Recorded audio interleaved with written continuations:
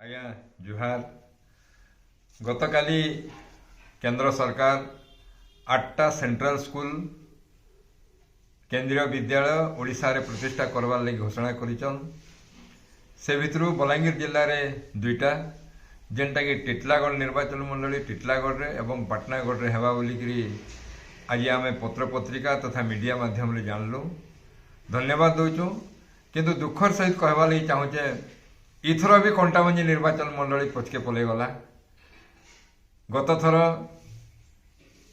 किछि मास तले मुख्यमंत्री मोहन माझी बलांगीर जिला के आसीथिले 9000 कोटी टंकार अनुदान घोषणा कले। से कंटाबंजी निर्वाचन गोटे भी प्रकल्प नहीं थे।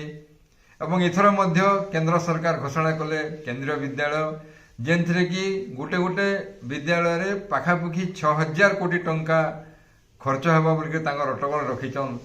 दादन प्रवण अंचल कंटाबंजी निर्वाचन मंडली जदि 6000 कोटी टंकार गोटे प्रोजेक्ट आमे पाइथितु हुए तो ये दादन समस्यार किछि कांशरे समाधान होता बोलिक आमे भावी पाइथितु। किंतु दुखर विषय आम विधायकों को मध्य अनुरोध करुचे से भी तार उपरे आवाज उठाउन। इभलिया गोटे गोटे योजना जेन केंद्र सरकार एवं राज्य सरकार बाहरुचे एवं से योजना कंटाबंजी निर्वाचन मंडली नु दूरे जाउचे। सेथिर लगी आमे कंटाबंजीर जनसाधारण इथिर लगी बहुत क्षति सहूचु।